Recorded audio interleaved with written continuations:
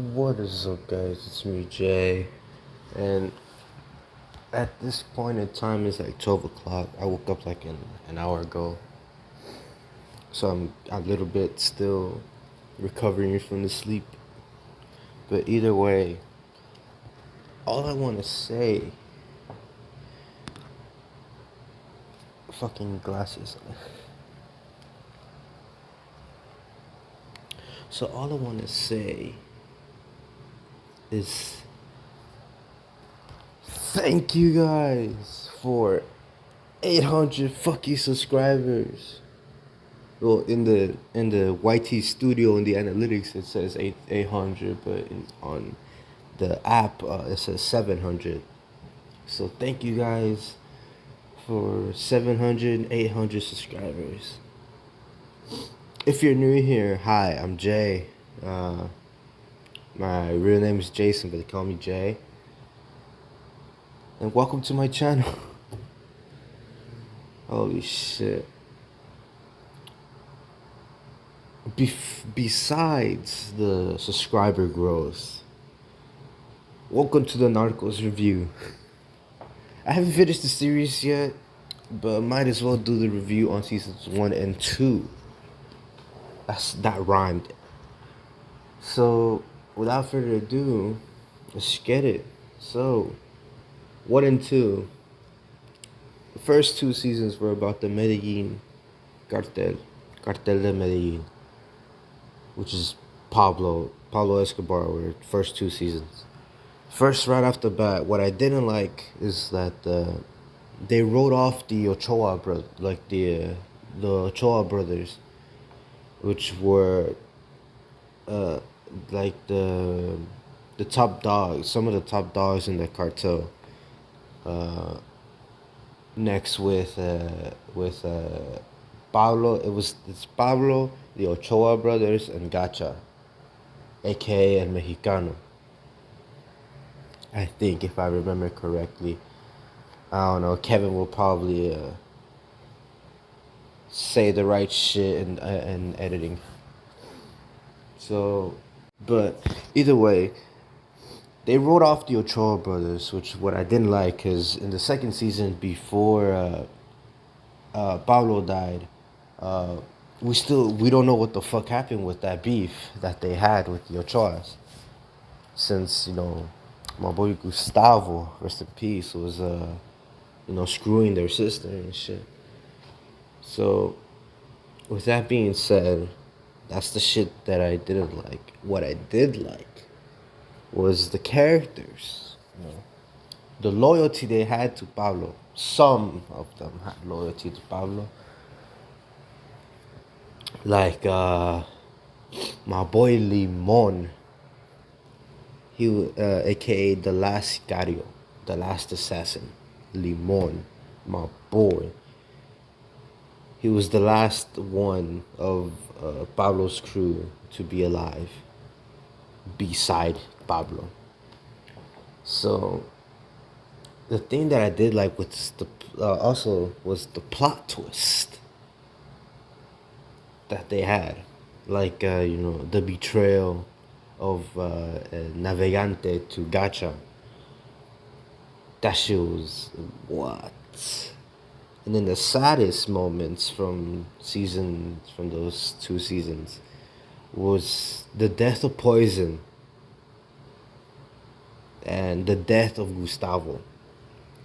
The most satisfying death was Carrillo, because fuck that guy. He's the one that killed Gustavo. Ah, damn. That shit still gets me. The other sad death was my boy Limon. My boy got sniped through the chest and fell off the roof. Now I'm at season 3, which is the Los Angeles cartel, or I forgot. I haven't watched it because I'm watching it with Kevin beside with I'm watching it with Kevin, since he already watched it, so he's technically rewatching it. So either way, those are my favorite parts so far. My favorite characters in the first season was Poison. Poison, even though he did try to shoot a baby, I let it slide. I let it slide. The second season was Limon. He was just loyal to the end, motherfucker. He was loyal to the end. Even though he did kill his childhood best friend in front of her kid, which is pretty fucked.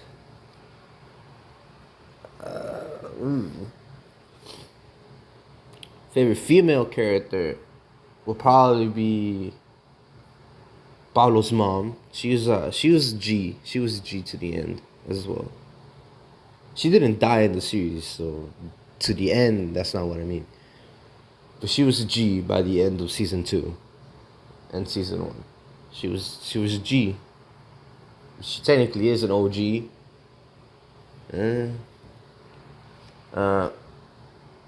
What else was there? A lot of death. Definitely a lot of death, since it's fucking about gangsters, fucking narcos, narcotraficantes and shit. Which is pretty weird considering how in the 90s or early 90s was just mainly cartel, the cartel wars. And then in the late 90s to early 2000s to probably even now, it's just street gang violence, like the Bloods and Crips and all of those, which is pretty weird, or I don't know what the fuck. It's just how history goes. It's how history sometimes repeats itself and shit. But another thing that I liked about the series was sometimes they showed like IRL clips from the 90s during that time that Pablo reigned, which I liked a lot. Cause like, damn, this shit actually happened. Holy shit. And like, another thing that I liked in an episode was when Pablo was in jail, you know, they had the whole fucking military surround that hoe. And yet, the funniest shit that actually happened IRL, they let my nigga Pablo slide. Pablo was just like, hey, yo, get out the way. And they did. They stepped aside for him. And then, like, the generals is like, we don't tell this to nobody. I was like, damn, how much power this dude had. And now Colombia's overrun with hippos because of Pablo. Oh. And who else was there? Fucking Pacha? I don't fucking know. Kevin, you'll correct me either way. He's I kind of liked his character at first, but then I just did. That shit just went down. Another thing that Blackie and Kika.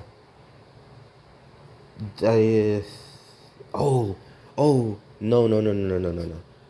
The shit that was sad or like had me on my seat was the fucking deaths of the fucking my boy Pablo's men. Like they were being hunted like one by one, like their fucking wild game. And that shit was like, oh hell no. That shit had me tearing up, my guy. My boy Gato, they threw that nigga off the chopper, bro. What the fuck? He was loyal, bro. I ain't no snitch. I get your ass off this chopper, bitch. It's like, damn. Kika and Blackie got captured by the cops. Kika snitched to a location. Actually, no. It was Blackie that got captured first. He snitched on Kika. He didn't snitch on Pablo. He snitched on Kika. which went like this. So my respect went up for him not snitching on Pablo, but it went down because he snitched on his comrade, aka La Kika. And then Kika got captured because of Blackie. And then he snitched on a location. And then the cops went there and just aired that bitch out. They're all dead. And Limon and Pablo went out to the sticks, to the farm area of Colombia, and stayed with his dad for a few months, which I didn't know he had. After a few months, they had a confrontation, and Pablo told Limon to get him some buried cash that he had around there, which Limon did. But then the cash was rotten because, water slipped through the ground. And then he went to his childhood friend's house. She lived all alone. She was a single mother. And he just went in there, was just looking for money. Because Pablo gave that girl money. About like $1,000,000 pesos or some shit. I forgot. And he was looking everywhere. Lifted up like the baby carriage, or la cuna, or like the baby's bed. Get that shit out. Only had like $6,000 or $600 left. And then they had a dispute now because the girl, she said that's for her baby, that's for her girl, that's for her child. And then Limon, in the middle of that confrontation, shot her right in the heart, and she fell on the bed beside her child. That's some shit, bro. That's how you know this fucking cartel shit ain't no joke. Once you become a member, hey, bro, you just gotta do what you gotta do, dog. You're working under a big boss like Pablo. Hey, man. Sometimes you gotta put family and friends aside. Before he left, he just looked at the baby, dead in the eyes, and then just left. So the baby was just there, all alone now, with her dead mother beside her on the bed. It's pretty fucking morbid. Holy shit. Excuse me. After Pablo's death in 93, of course, his rivals celebrated. It's like, yeah, Pablo's dead. Party time, fiesta. And watching series like this, like from the point of view of the villains, makes you get attached to them. Like you get attached to the good guys. And it's just sad to see like your favorite characters just die. Like, what the fuck? It's kind of like One Piece in a sense, because technically pirates are the bad guys and the Navy are the good guys. But in One Piece, you're seeing through the pirates' point of view, and makes you get attached to the characters. And then the Navy, sometimes you hate. Especially this fucking red bastard right here named Akainu. Fuck that guy. Especially. But yeah, just makes you get attached to the characters, and then you just like fucking cry just because, bro. Like, what the fuck? It's just fuck, dude. Either way, that is all I have to say for now. Narcos, so far, is a 9 out of 10 for me. Since I haven't finished the third season, I can't say it's a 10 out of 10. I'm just saying. Don't come at me in the comments. Actually, it's a 8.5 out of 10. That is my final decision. Don't come at me in the comments. And then again, if you made it this far, thank you from the bottom of this little Mexican boy's heart. And see you guys on the next one. Make sure to like this video. Share it with your friends or whatever the fuck. Subscribe if you're new. Subscribe if you're new and if you enjoy this content. Either way, and make sure to push that notification button. And with that being said, see you guys on the next one. Peace.